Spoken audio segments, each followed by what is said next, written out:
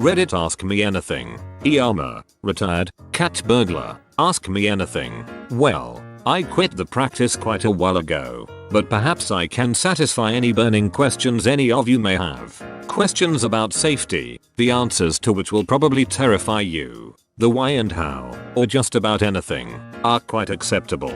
Obviously, I'm using a throwaway for this. And yes, I'm using protection to hopefully keep myself safe. So please be a bit understanding if I happen to be responding slower than you'd like. And to answer what I know will be the single biggest question.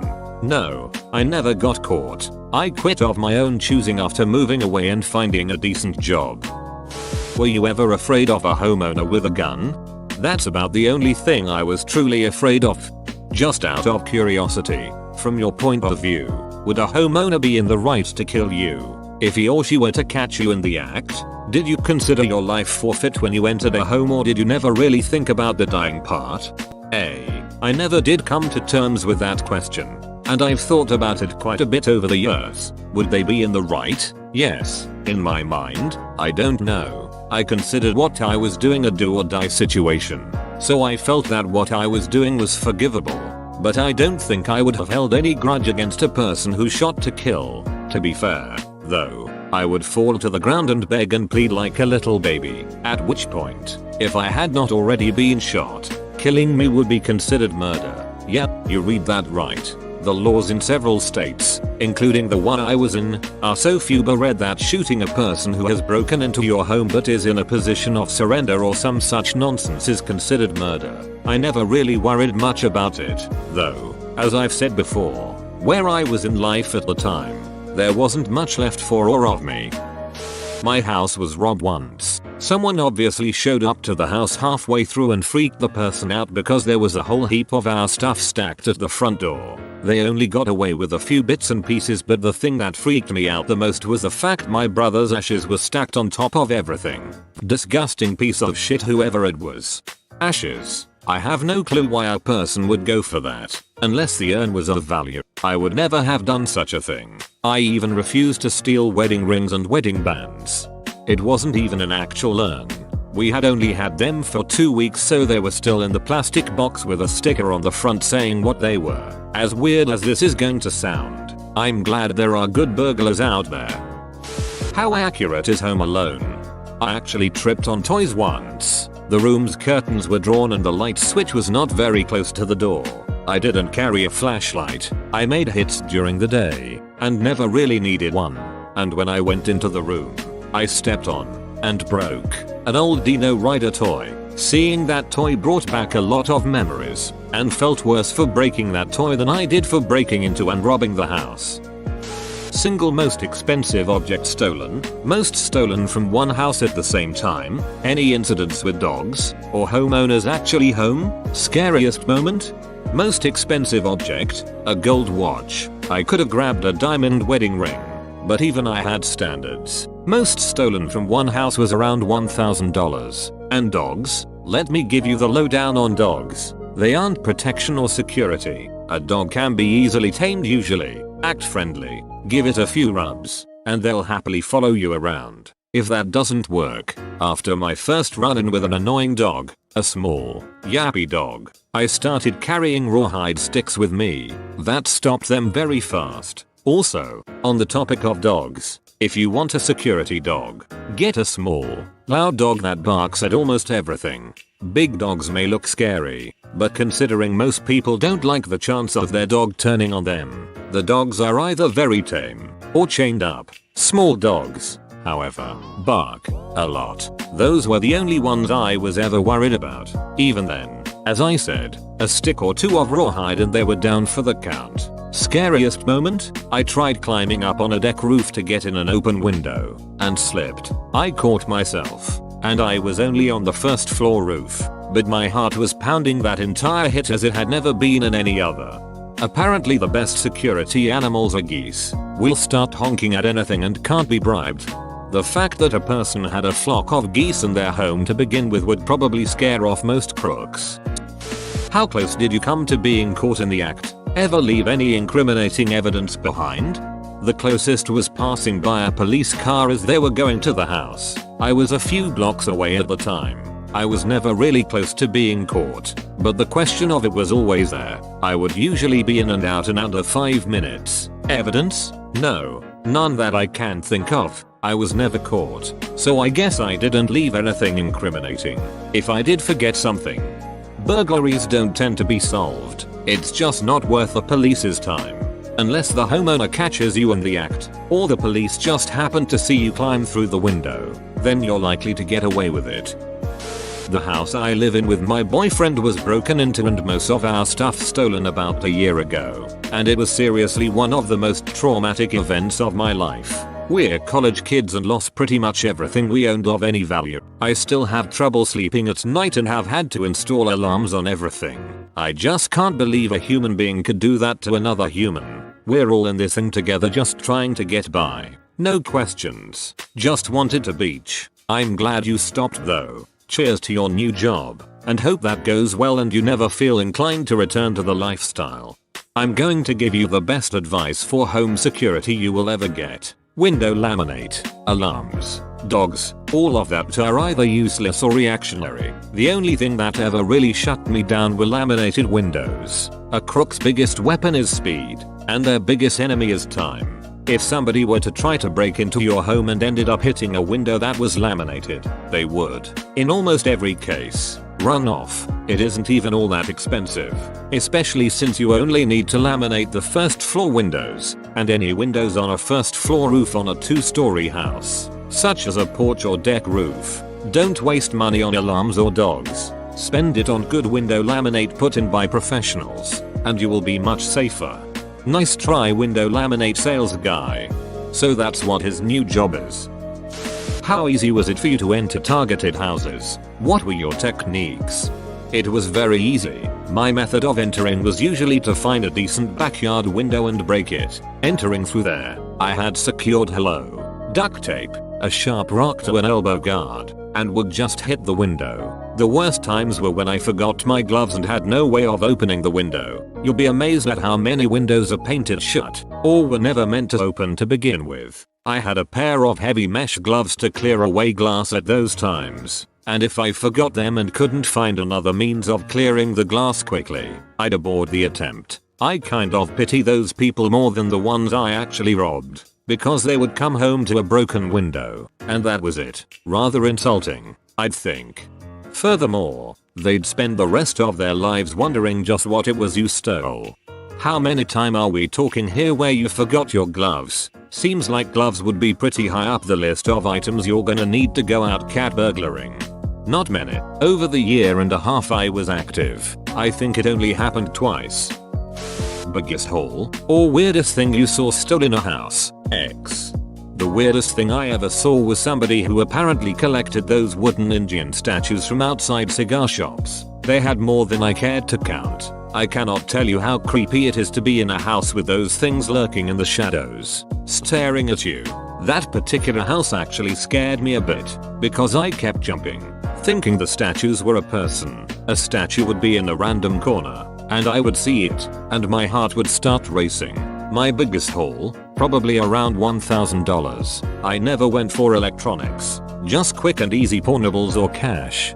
What's quick and easy pornables? And where did you look for cash?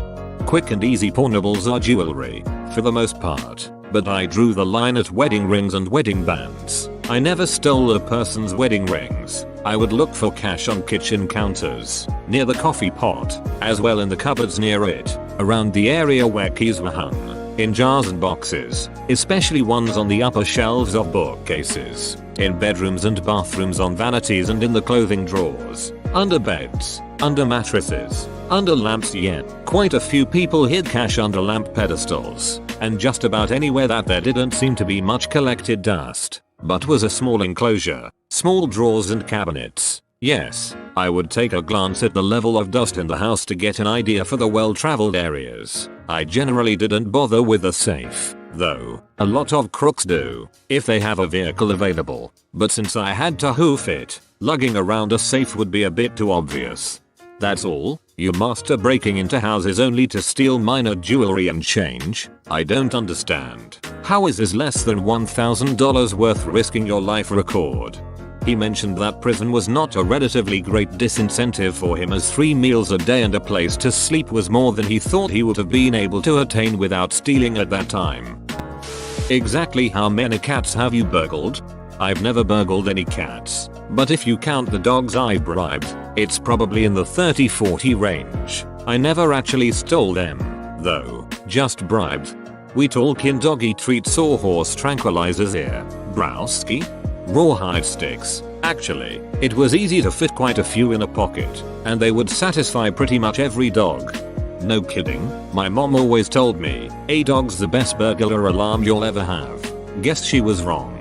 The best alarm you can have is a motion triggered hidden camera. I would suggest one that is embedded in a clock radio that records to an onboard SSD. Not many crooks are going to take what looks like a $10 alarm clock. Otherwise, for protection, get window laminate. That is one of the only true security systems that actually works. A hidden camera to catch your masked face? There's more information available than just the face, but the face is the biggest chance in catching a person. Height, weight, race, all of these are picked up by a camera, which can be a big help. Yay baby, that camera next to my bed, it's for burglars. Did you ever carry a weapon with you? Had you considered using it or threatening to use it when given the opportunity? Did you steal during the day-night? And did you study the houses and their occupants carefully to avoid confrontations? I had a pocket knife with a 3-inch blade, but that wouldn't have done much as a weapon against somebody in their home. It was mostly for cutting a screen or similar situations. I wouldn't have used it, though, as a weapon. If I had ever encountered a person, I would have just ran. My hits were during the day, usually around 10 or 2. People were at work, and it was either before or after lunch. Night hits are only in movies, books and jailed thieves. People are home at night, and far too many people have guns. I never made a night hit and never wanted to. As for studying, not usually. I might make a pass and then come back an hour or 2 later. But I usually just kept my eye out for obvious signs of nobody at home. No cars, no movement, no flickering TV, computer, etc. The times I did do studies was usually when the houses were near parks, and I could watch for a bit longer without making people suspicious. Even then, though, I usually just watched the kitchen, if I could, for an hour or so. Were there things that you looked for that made you select a property? Also, how did you offload hot items? Did you have a fence, or random sales? How does that work? No cars in the drive or on the street. Plenty of windows on the garage to check for cars inside. Large windows on the front of the house, easy to see inside to case. No flickering TV, computer. No music. Signs of a decent person. Well manicured lawn, well tended flowers and a clean sidewalk and drive. It's 10 AM. You're probably at work. And an enclosed backyard. Seriously, the worst thing you can do, other than leaving everything wide open with signs announcing it, is having an enclosed backyard. I realize I edited my comment and probably didn't catch you in time, but would you fill me in on the offloading question? How did you offload hot items? Did you have a fence, or random sales? How does that work? Sorry for the ninja edit. I was trying to ask original questions. P. Offloading was usually to a pawn shop or in the paper. I would hold on to the physical items for a few weeks to a month before putting them out. Usually, I went for cash and, yes, I admit this, piggy banks. Generally, though, pawn shops exist that will buy your stuff without asking questions. I didn't always get the best prices for the stuff because of that. But when the choice is mediocre poor price and no questions or good price and questions, you try to avoid the latter.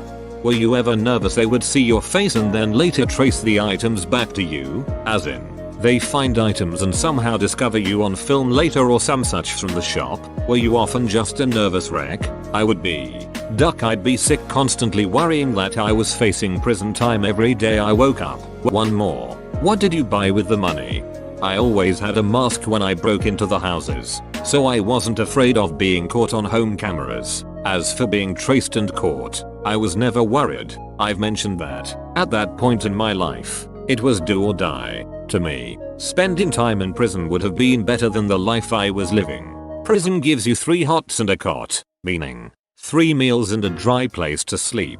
I was living in a slummish apartment at the time. Most of the money went to keeping myself alive. The rest I saved up until I could get out of that apartment and to a decent place where I was able to get an actual job.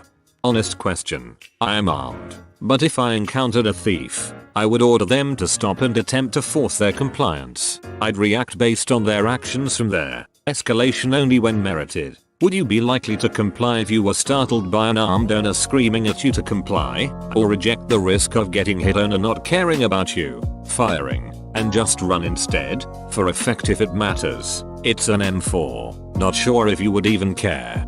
If they had a gun, I'd do exactly as they said. If it was a melee weapon, and they were not blocking the exit, I'd try to escape.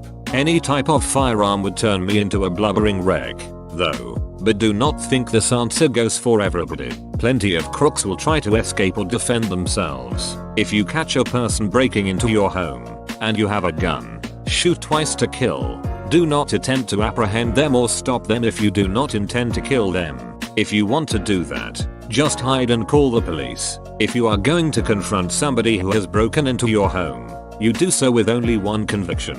One of us is leaving this house dead. Any other reaction to a confrontation is a fool's gambit. Whoa, you made it to the end? You're a ducking beast. Thanks for watching, mate. Make sure to smash that like button and subscribe for more high quality content.